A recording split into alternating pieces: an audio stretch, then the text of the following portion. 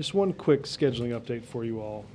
Tomorrow, before departing for the Gulf, the President will stop with the Vice President at a business in Hyattsville, Maryland, to comment on the May employment numbers that will be, as you know, released tomorrow. They will visit the K. Neal International, a commercial truck dealership and truck parts supplier. The President and Vice President will do a tour with workers, and the President will make brief remarks to pooled press. So that is scheduling. That's Mr. Feller. Thank you, Robert. I have a few questions about the Romanoff matter, following up on your email this morning. Did the President sign off on the White House's approaching Romanoff about the prospect of jobs to get into? The President wasn't aware of that. He wasn't aware? No. What is his reaction to this? I haven't talked to him about it today. You don't know of any? I haven't talked to him about it today. We now have 2 confirmed cases of the White House actively seeking to encourage Democratic candidates to bow out of primary challenges. How can you contend that this isn't politics as usual? Well, Ben, I think the leaders of parties have long had an interest in ensuring that supporters didn't run against each other in contested primaries. That's what was done in this case. Do you think that the White House has been transparent about this? It seems like the details of this, if in fact it's legitimate, have rolled out later only. If in fact what is legitimate? That has the White House been transparent about these offers? If in fact nothing's done wrong, why has it taken so long for all this to come out? I think you all have received quite a bit of information over the past week on this, and I do believe we've been transparent. Yes. You do. I do. So, overall, does the President stand by these? Stand by These offers to. Again, the President has, as the leader of the party, has an interest in ensuring that supporters don't run against each other in contested primaries. Yes. But that makes it sound like he did know about the thing. No, he's not aware of the individual circumstances. I don't think it's. We went through a pretty contested primary. They're not altogether fun things. Does the leader of the party have an interest in ensuring that primaries that tend to be costly aren't had so that you're ready for a general election? Of course. Yes, ma'am. Can you talk about what the President hopes to accomplish on tomorrow's trip? And can you talk a little bit about what he's going to be doing down there, and what does he hope to accomplish that he didn't do on the last 2 trips? Well, look, I think, we'll have some scheduling details for you all shortly. I think the President will likely see governors again. I think the President will speak with individuals and business leaders likely that have been affected directly by the economic consequences of the spill, and continue to get from Admiral Allen a firsthand update on our progress, both in dealing with the well and in dealing with the spread of pollution that has leaked from the well. I think the President believed that last week's trip was tremendously productive. We had about a 2-hour meeting with parish presidents from Louisiana affected by the spill, senators and a congressman from Louisiana, governors from many of the Gulf states, and I think, along with the Coast Guard, and I think the President believed it was a productive atmosphere in ensuring that everybody's causes and concerns were heard and ultimately met. Can you talk about the criticism that the President isn't making that emotional connection with people over the spill? Yeah, this one is. I said this last night. If jumping up and down and screaming were to fix a hole in the ocean, we'd have done that 5 or 6 weeks ago. We'd have done that the first night.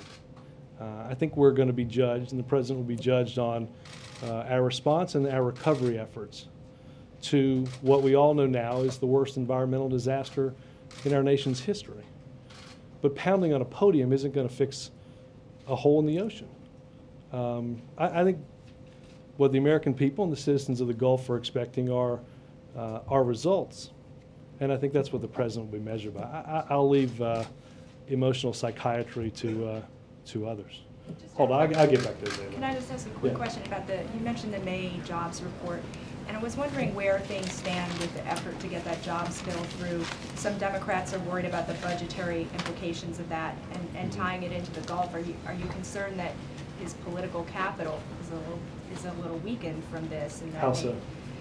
Just the fact that he's dealing with a lot of criticism over this right now, and that's taking a lot of time, a lot of White House time, maybe.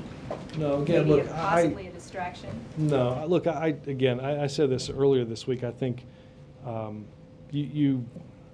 White House at any time has the luxury of picking the events that it deals with, both on a domestic and an international, and on the international scene. That's part of the job. But the American people don't elect somebody, I think, that they don't believe can walk and chew gum at the same time. Sometimes it feels like we walk and chew gum and juggle on a unicycle all at the same time. I get that, but I think if you look at the progress that we've made over let's go back the past 6 weeks, we've seen sanctions introduced in the UN Security Council that we believe will be voted on next week and approved by the UN Security Council. We've passed financial reform through the Senate, and I think it's likely that that bill will be signed into law before the July 4th recess. We've nominated a Supreme Court justice that I believe will be confirmed before the August recess. We've completed fairly recently a New START treaty that we believe will be ratified by the end of the year. We'll get a chance tomorrow to evaluate the progress that we're making through the jobs report on our economic recovery. So we have had a very full agenda, not just in the past 44, 45 days, but for the past 16 months. But there's a whole lot of people working on a whole lot of things in the White House, and we're able to do more than several things at once. Yes, sir. It's clear that the U.S. government knew about the flotilla before the Israeli army confronted it, Right. the Israeli Navy confronted it. What does the administration think the purpose of the flotilla was? Does the Obama administration think it was on a humanitarian mission? Does it think it was trying to provoke Israel into a reaction? What was the opinion of the government when it was talking to Israel about how to... I've not asked NSC that directly, Jake. I can try to have NSC find out what. Again, there's a blockade, as you know, to ensure that that weapons are not brought in for Hamas. At the same time, you've heard the president recently, and certainly the Secretary of State, discuss what we believe is an unsustainable humanitarian presence in Gaza. Does the president, I assume the president knows that one of the dead was an American. He does. What was his reaction? I'm told that upon being told this, obviously, he expressed his deep condolences, and we certainly express our deep condolences to his family. Obviously, this is extremely horrible news for them. Our ambassador has been in touch with his father, and I would reiterate that we have, with the UN Security Council, condemned the acts that have led to these deaths. We talked about this before, and I understand that it was written the way it was, but by condemning the acts, that could condemn the people on the flotilla to a degree, but since I know that that's a lane that's not going to lead anywhere, let me just ask this. Does the fact that one of the victims was an American born in Troy, New York, change at all the U.S. View of what happened, or the U.S. position on what happened? Well, not to somewhat go down the lane you were talking about. Again, I would reiterate we've condemned the acts and believe. You can go down that lane, actually. I understand. Well, I'm going down the other side of the street. That. I already told him to go. Yeah. No, but I look. We have called for, and the UN Security Council presidential statement calls for, a full and credible investigation, so that we have all the facts about what happened, and that is tremendously important. And we have. I said here just a couple of days ago that could include international participation in that investigation. Doesn't it change it to a degree, the fact that one of the dead, one of those killed by the Israeli armed forces was an American? Doesn't that, by necessity, change the view of the U.S. government, of the American government, as to this? Well, again,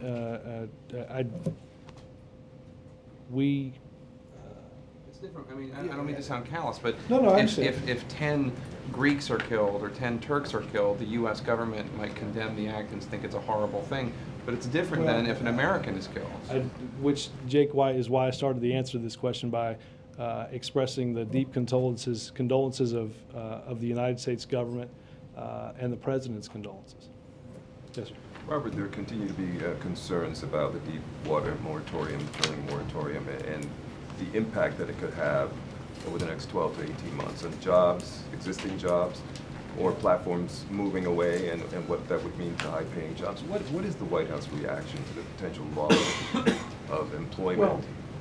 Well, Dan, this was something that the President discussed with his team prior to the release of the report that halted the 33 existing drilling actions, a situation we didn't take lightly. But I think it's important that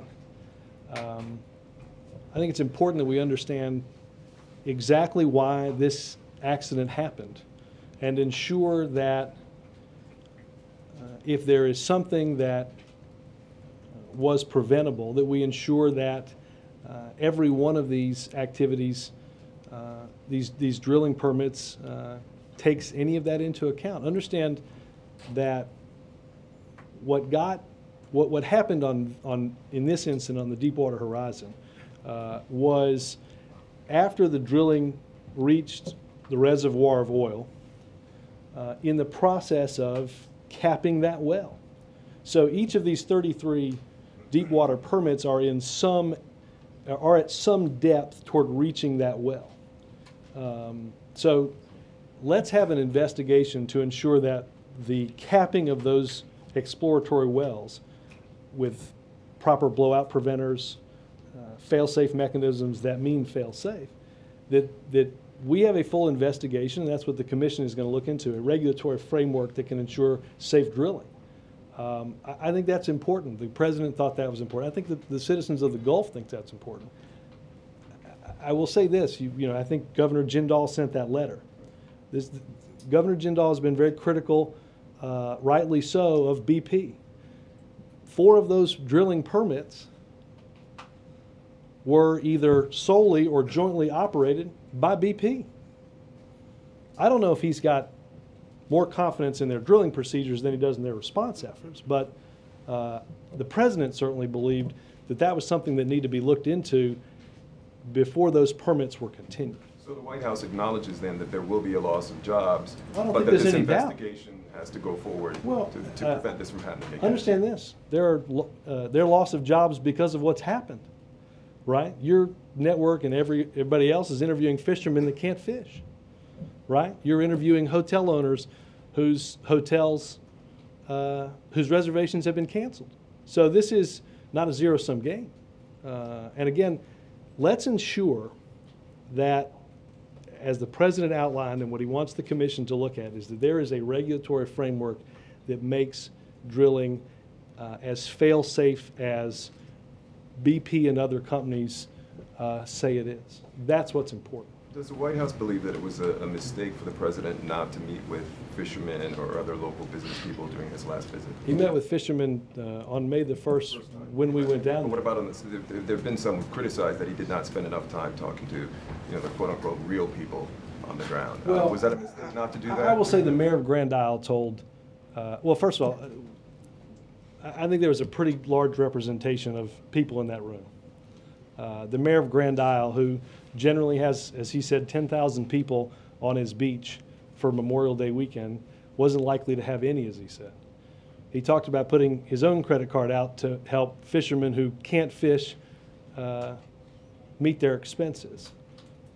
Similar stories that the president got several weeks earlier from fishermen in the Gulf region. The president is well aware of the pain and suffering that this accident is causing, and that is why he's asked that we do everything we can.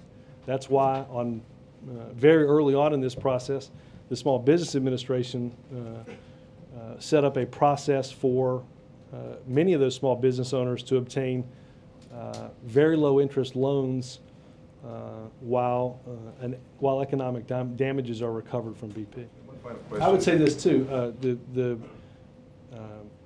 the federal government will at some point today send what I would call a bill for $69 million of expenses incurred up to this point to BP to be reimbursed to the taxpayers as a part of the Oil Pollution Act for expenditures in response, for DOD expenditures in moving assets to the region, for a whole host of things that BP will be paying the taxpayers for. 69 million? $69 million. And how much time do they have to pay that? Is that? I don't know what the time limit is on that. Okay, and then. That is the first bill, yes. And since the White House has been, or the administration has been calling a lot of the shots on what takes place in this crisis in the Gulf, did the White House pressure at all BP to make the kind of public apology that we've been seeing from the CEO, in the print, and also this video release where he's been saying, "I'm sorry"? Did the White House push for this? I don't know if others had conversations, whether Admiral Allen, who talks with the CEO, has had conversations. I don't think there's any doubt, Dan, that we've seen comments from the CEO that he's apologized for, rightly so. I don't look, I don't think a CEO needs to tell people in the Gulf that there's not any pollution or he'd like his life back. There's 11 people that we'd all like to have their lives back that were killed the very first night of this incident.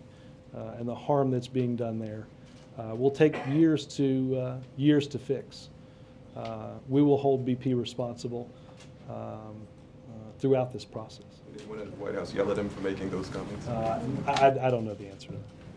Yeah. Robert, with the president first in the Rose Garden threatening, or at least talking about the possibility of criminal action, and then Attorney General Holder opening the criminal investigation, has that made the relationship with BP difficult in any way? I mean, there really seems to be a hostile relationship right now. Not that I'm aware.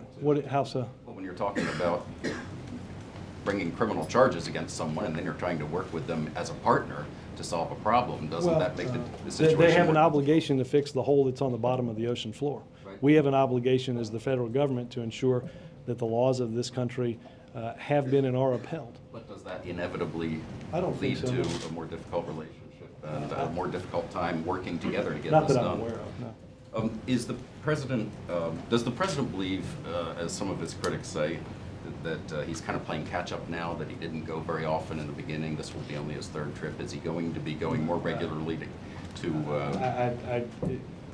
I don't know. Which critic are you talking about? you could name dozens of them.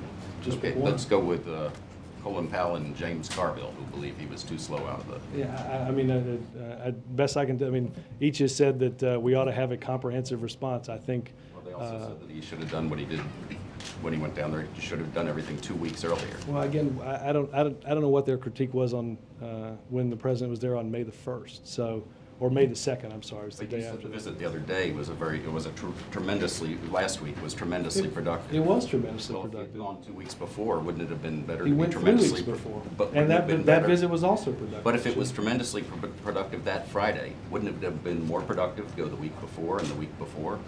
He went the week before, the week before, the week before. But he didn't Sure. go all those in between.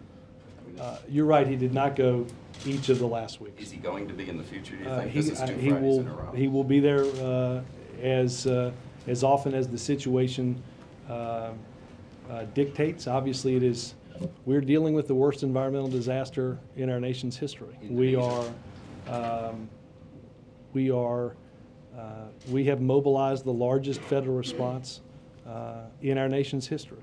And we will continue to make sure that all is being done to plug the leak and to deal with the environmental and economic consequences of what that pollution has caused. Is Indonesia still on? I don't have any updates on the schedule. If I do, or as soon as I do, I'll certainly let you guys know. Just to stay on that theme, how much of the president's schedule is being changed or altered due to the spill at this point? Can you just describe a little bit of how much of the president's day, his schedule? I mean, he is being changed? he gets an update in the Oval Office each day between the daily intelligence briefing and generally the daily economic briefing. Who gets the update?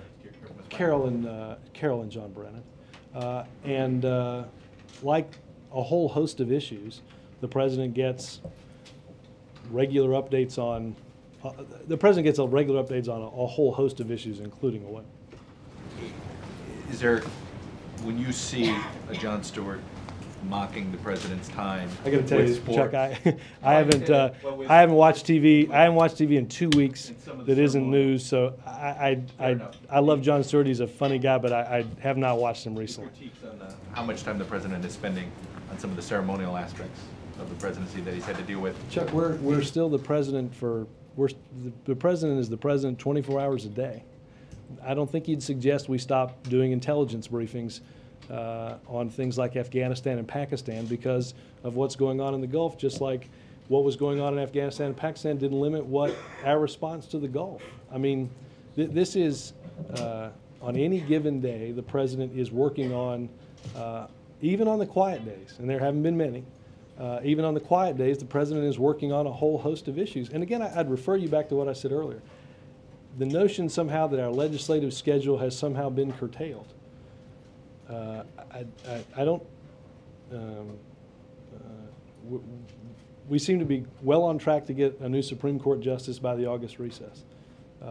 My hunch is we'll sign, again, a financial reform bill prior to the July 4th recess. We're going to get UN sanctions against Iran, which not a lot of people thought 6 weeks ago, at the beginning of this spill, we had a chance of getting. People didn't think we had a chance of getting this at the beginning of the week, I would point out. So I appreciate that sometimes you guys have one story, you do one story a day. We don't necessarily deal with just one subject every day. A deputy at the Interior Department, Sylvia Baca, went from the Clinton administration to working for BP. Now she's back in the Obama administration in the Interior Department. Have you asked her to take a Anybody that's nobody that comes into this administration can regulate any employer that they worked for previously. She's totally been off of, Cannot work for off on of anything relating to that. And was it, when you say, you quoted Tony Hayward just now about his comments that he made about his own life, trying to get his own life back. Do you think at this point he is no longer a helpful face for Well, BP? I would say I'm not going to do their PR. They'll make their decisions on who they think should brief, who they think should talk to the American people. I do hope this. I do hope that the company continues to answer the questions that I think the American people want to know the answers to. That's important to do. And one more thing, have you been briefed on the next plan? Every time, there seems to be every one of these attempts at stopping the leak. The next plan has been in the works. Are you guys aware of the next plan that's in the works? If this fails, or the next 10. Yeah. Or at least the next one. Well, I would Yeah. say this. Look, there always was, based on the type of cap that will go on the riser, was predicated on the, for lack of a better term, the smoothness of the cut. So I believe there are several different caps that are there. I'm told that they're moving ships into the region, or I'm sorry, moving ships over the well. The cap will be lowered in slowly to ensure that the hydrates problem that we encountered with previous attempts you minimize. Look, there will continue to be contingencies on what happens. Bill already has been. But I think it's important. I do think it's important to understand there is one permanent solution. That's a relief well. BP began to drill that relief well. I think one of the things that we've certainly already taken from this is you need to have built-in redundancy into the system. That's why we asked them to start drilling a second well. And if for some reason a problem is incurred in either of those first two wells, we'll ask them to drill a third well. So there's a whole host of different scenarios, Chuck, that we're working through. Jonathan? On Romanoff, part of the defense on the Joe Sestak matter was that it was an unpaid position, and it was done through an intermediary, Bill Clinton. In this case, these were three potentially paid positions done by the deputy chief of staff. Does that make the Romanoff job offer fundamentally different and perhaps fundamentally more troubling? Let's be clear. There wasn't a job offered. There wasn't a job promised. Mr. Romanoff applied for a job in government service during the transition. I think that's the fact pattern. Right, but if I apply for a job and then an employer comes back and says, how about these three? Does my application for the job change the fact that I might have been offered those three jobs? No, I don't. Let's walk away from your hypothetical and or add to your hypothetical that when you applied for that job, you expressed an interest in several different departments like USAID. And on BP, I'm sorry, quickly back to BP. Mm-hmm. I don't know, have you heard anything from the flow rate people, like the U.S. Geological Survey, on what they are seeing from the cut riser? And do you feel like the images, at least, are substantiating what you thought would happen and what BP did not think would happen? Jonathan, it's a good question, and I'll have somebody go. I do not know of any new estimates from the flow rate technical group. Again, we thought it was important that, based on what we heard from Dr. McNutt at USGS, who's the head of the flow rate technical group, that that cutting the top off that riser would likely or could increase the amount of hydrocarbon by 20%. I do not know if they have, and I'm not entirely sure that you could altogether ascertain just from the flat screen image of the riser cut the degree to which that hydrocarbon flow had indeed increased. But let me check on the flow rate technique. Yeah. Excuse me. If the U.S. is in charge of this oil spill, why is the BP Corporation going to be giving operational updates? Well, I look that we're the remotely operated vehicles. The shear cut operation is being conducted by them, as we've said, because they're the only people in this scenario that have the type of technical expertise. In order for a cut with the diamond saw or a shear cut to happen, the federal on-scene coordinator, Admiral Watson, has to sign off on that. Rear Admiral Watson, sorry. So you're fine with BP continuing to have a voice? I think it's important that BP continue to have a voice. There are, I assume that there are, I love Thad Allen. I don't think he's, there are certainly technical questions that BP can and should answer. And I think the American people and the citizens of the Gulf are owed an explanation about, from BP of what they're seeing and what's going on. Can you be a little more specific about the president's trip tomorrow? What his goals are? What does he hope to accomplish and bring home? And well, again, any results to show? As I said to Karen, I think that the evaluating on the ground every effort of the response, both on the surface of the water and in the environmental damage that's been done, but also in the economic damage that's been and being done in the Gulf to small business owners everywhere down there. I think he'll get a chance again to talk to some of those folks and get a chance to talk directly with Admiral Allen again, as well as understand how each state in the Gulf is implementing its own state response plan and whatever concerns they have in wanting to augment the plans developed by them for a spill. So a fact-finding trip. Well, I think the president will want to hear any update that's going on, but also hear directly from, as he did in the first trip, hear from non-elected individuals who are also suffering firsthand at this, as are those that those officials represent. One quick question on the flotilla. Before this incident happened, the U.S. government urged Israel to exercise caution and restraint. Does the White House feel that Israel heeded those words? Well, let me just say, there are a lot of questions that you all may have that I think will be helped by the investigation that the United States has called for. We would continue to encourage Israel to, while maintaining a blockade, not to have, I think we all, none of us want a repeat of what happened. But, how much meeting of the minds was there in the president's meeting today with Arizona Governor? I was not in the meeting, but I think you heard her say, and I think there's a readout from our office that will go out discussing efforts that the administration has made along the border with the National Guard and other devices to strengthen border security. Obviously, a long discussion about comprehensive immigration reform, which again I think you heard the governor discuss, which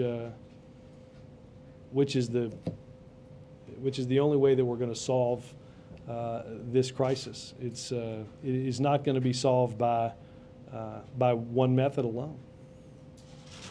She said that she'd like to see construction of a fence begin in a month or so. Is that likely? I need to get an update on that. I saw that out of the meeting, and I have not had a chance to talk to anybody. On the China's decision to rescind the invitation to Secretary Gates,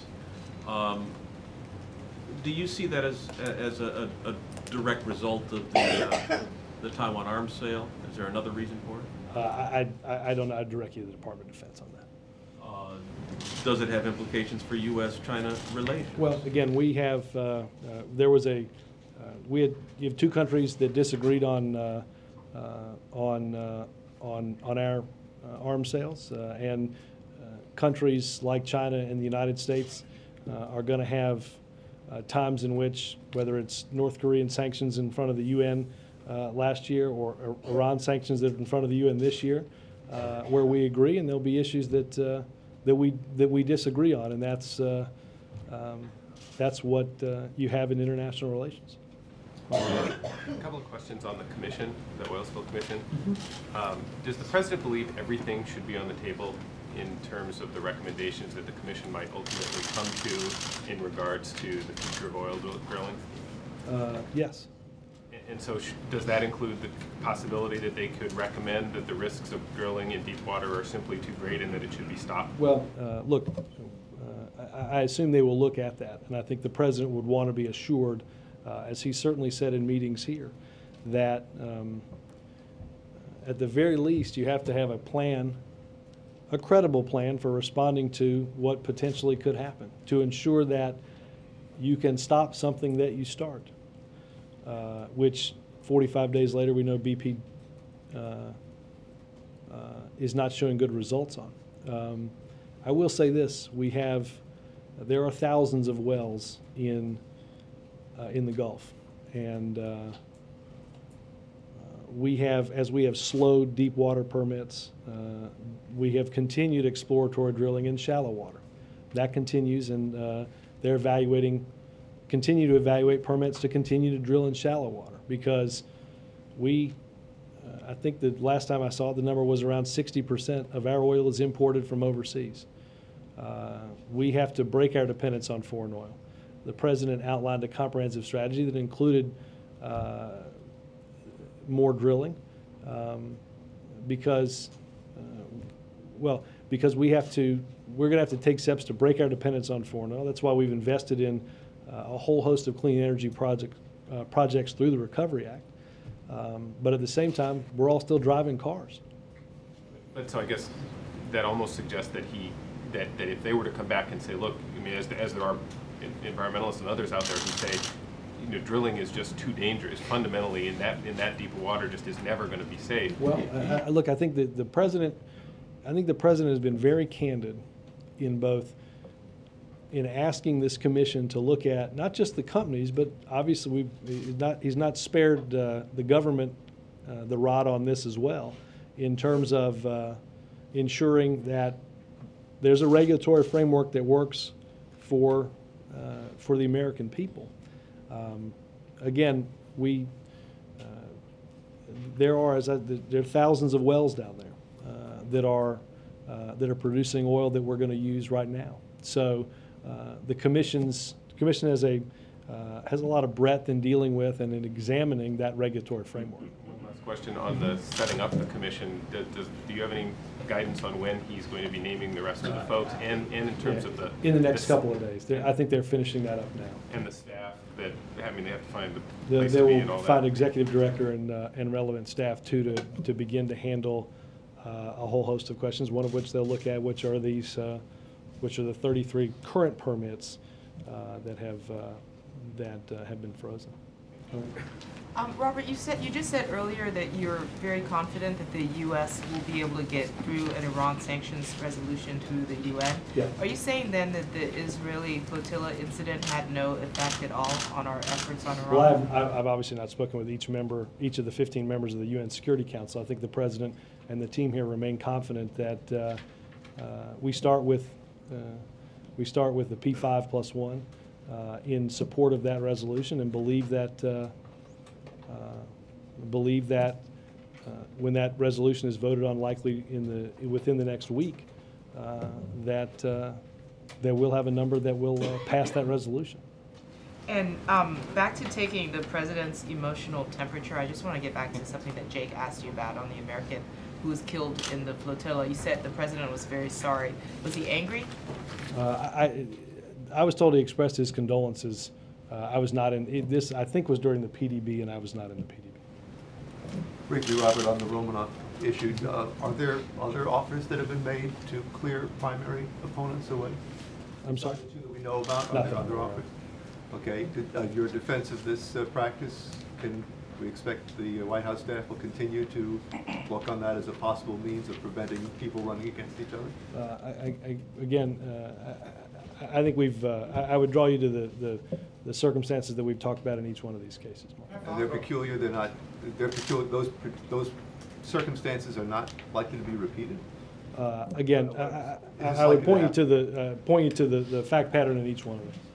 Yeah. Robert, a quick question on the meeting with the governor of Arizona. She said the solution for the illegal immigration problem should be border security first and then immigration reform. The president agreed in that order for the solution?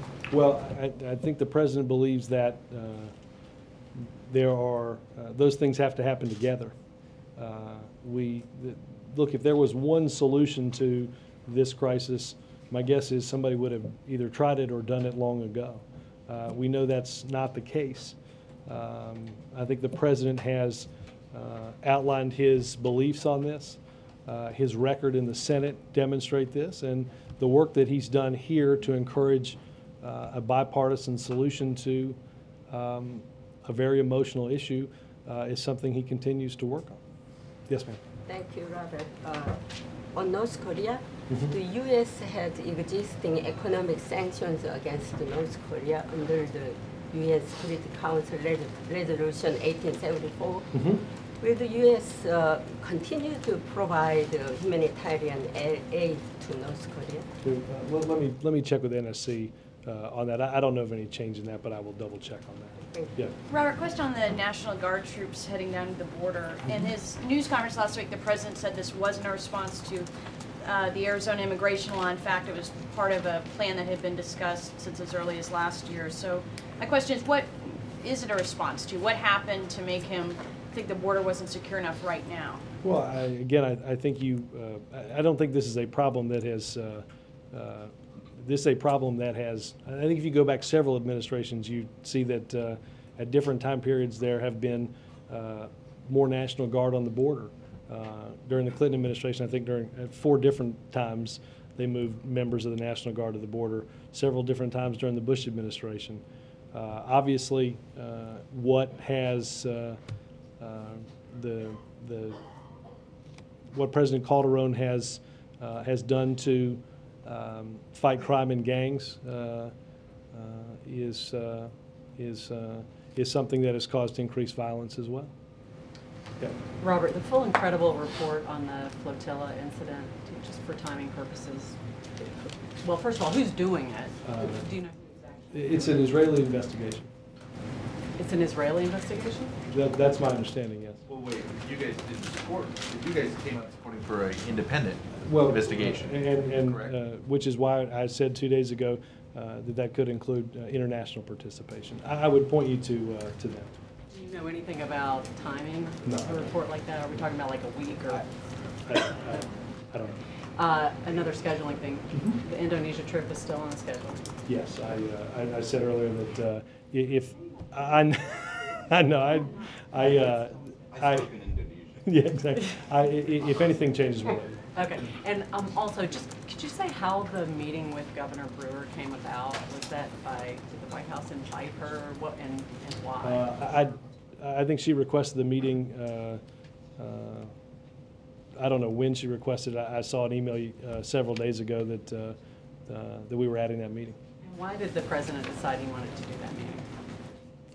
Well, look, you're not going to deal with the immigration issue without dealing with what's happening along the border, and certainly Arizona is a big part of that. Obviously, Arizona has taken, because of a lack of a federal response in comprehensive immigration reform, has pointed to state efforts that the president believes could be harmful, and the Justice Department is evaluating that law for further action. But look, I don't think you're going to deal with comprehensive immigration reform and the circumstances around the border without dealing with Arizona. Yes, ma'am. Thanks. Two-parter.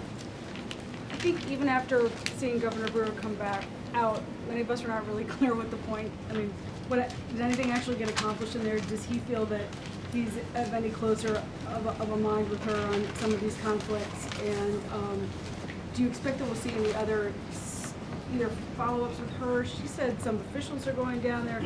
He's not going down there, is he? I mean, not that I'm aware of. Did anything actually happen, or did they just like talk a lot? What are meetings like at McClatchy? Because I don't know.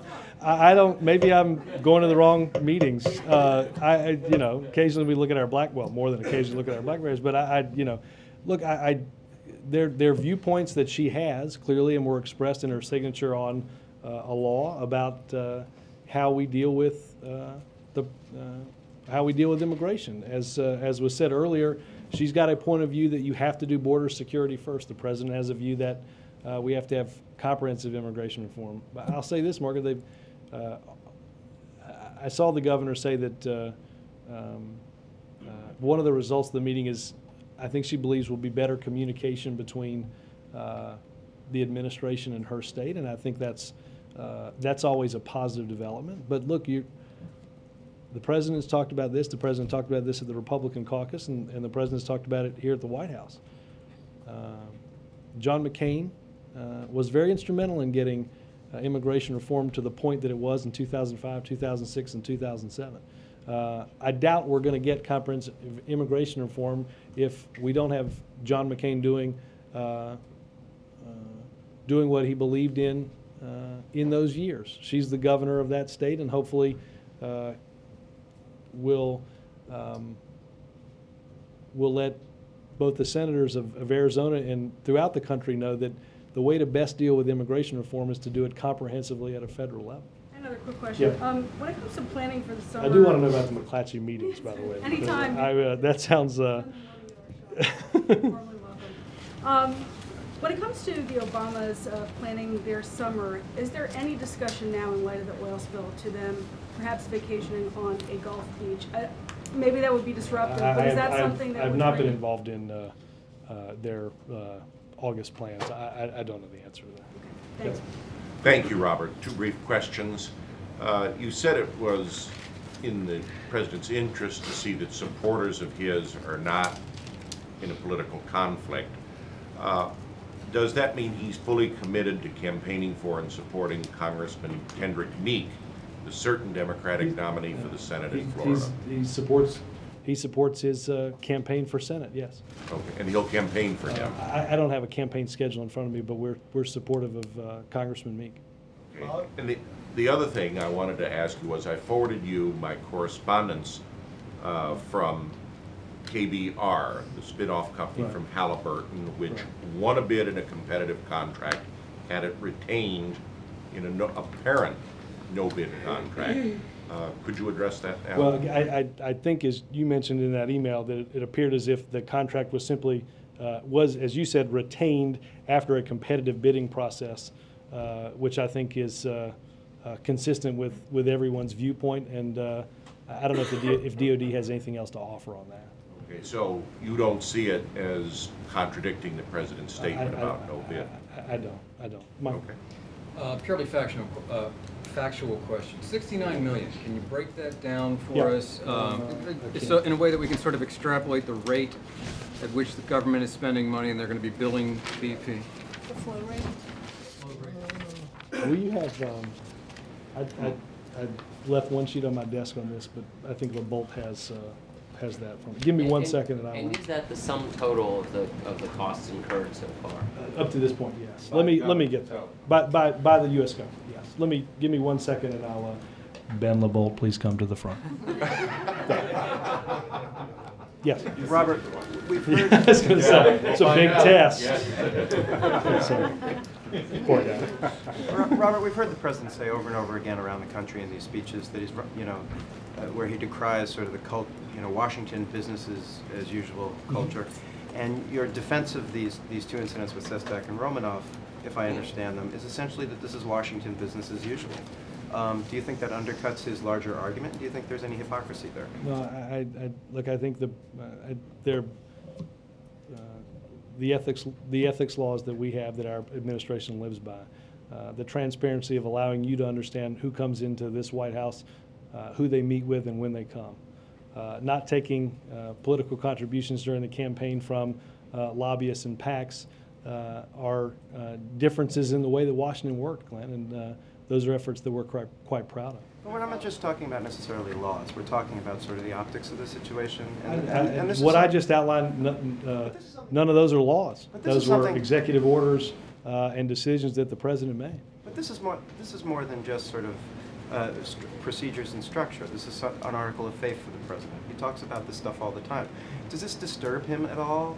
Does he want to? Again, I did not talk to him about this. Well, wait a minute. About Sestak, you didn't talk to him? You don't have his opinion. He asked specifically about Romanoff. Yeah, but did he have an opinion about what happened with the Sestak situation? I have not talked to him about situation? Sestak. When on Friday I was with him in the Gulf and we were working on oil. And other than those two, Robert, you guys have not tried to dissuade others. Not that I know. Okay.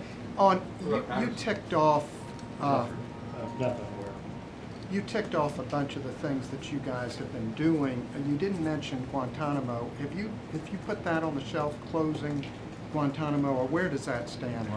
No, in fact, I think a report was recently, I think, sent to Congress and recently made public of the evaluations that were done of the inmates at the Guantanamo prison. I have not heard any updates on decisions about criminal trials, though. I have not heard that. Ken? Robert, does the news about a death of an American change the White House's perspective? As you know, the Turks were among the most vocal in criticizing the response from the White House. Is there any talk about maybe reevaluating and going back at this and making either another statement or weighing in somehow? Well, again, I think our statement and the actions of the Security Council, and obviously the President had a good conversation 2 days ago with Prime Minister Erdogan, and I think it is important, as I've said before, that a full and credible investigation be had to understand exactly what the facts are. Sam? Oh, go ahead and then I'll go to Sam. Robert, Senator Webb outlined in Bangkok his reasons for canceling his Burma visit, and I wonder, is the president still committed to the dialogue? LeVault's missing, so we'll get back to you, Mike. I'm sorry. Guy's working until like 10 o'clock at night, and he probably found lunch. Sorry, go ahead. Sorry about that. Is the president still committed to the dialogue with Burma's military government, and is there consideration being given to the special envoy that Senator Webb also? Let me check with I just saw briefly that, but I have not a lot of guidance on that. Go there and I'll go. Thank you, Rob. Yeah. You again, you listed a number of things that you plan to do legislatively. Is there anything specifically that you want to accomplish before the visit of the Russian president expected later this month? Well, I don't think there'll be. I don't think anything legislatively prior to that. I know that we've certainly sent the new START treaty and the material up to the Senate, just as it has been done in Russia, and expect that we will continue to make progress and see that treaty is ratified by year's end. Sam? Back on Sestak and Romanoff, I understand that the White House wanted to avoid a costly primary fight in each of those races. But what kind of message does this offering or dangling of job opportunities send to the people in those states who actually wanted a choice for their candidate, considering that both Specter and Michael Bennett were neither elected, both were led into office either through a party switch or an appointment from the governor? I'm sorry, what's the question? What kind of message is sent to the voters in those states who wanted a choice for their candidate for Senate, the Democratic primary? Obviously, Pennsylvania is we've had a primary, and that's been done.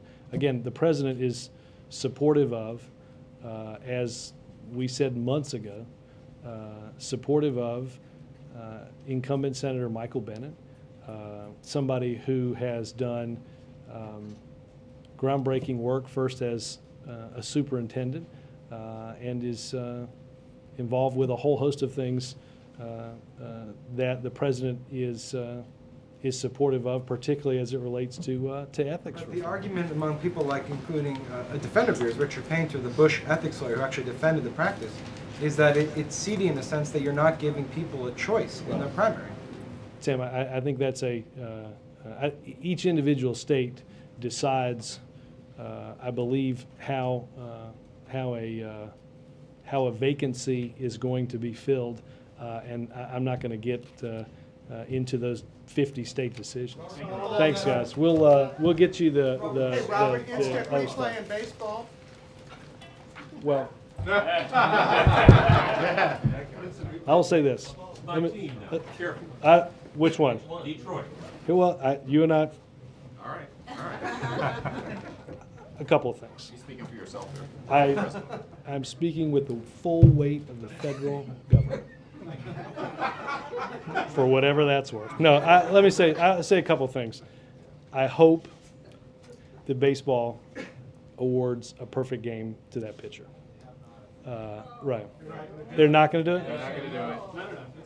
All right, well, we're working on it. No, I love Bud. We're going to work on an executive order. But I will say this. I will say, I think this. I have a 6-year-old right now who's playing baseball. I missed his gun. I missed his game. Yeah, I've seen a few pictures of your kids too, sir. Something we can all be proud of. I missed his game last night. 3 hits, just saying. But I think everybody that watched what happened and understood, there's been 20 perfect games in the history of baseball. To watch an umpire take responsibility and to watch a pitcher do what he did, the type of sportsmanship that was exhibited there, I think that gives a lot of heart, whether you're a 6-year-old just learning how to play baseball, Kirk, whether you're somebody like you or I who watch baseball for the sheer enjoyment of the game. I think it's tremendously heartening to see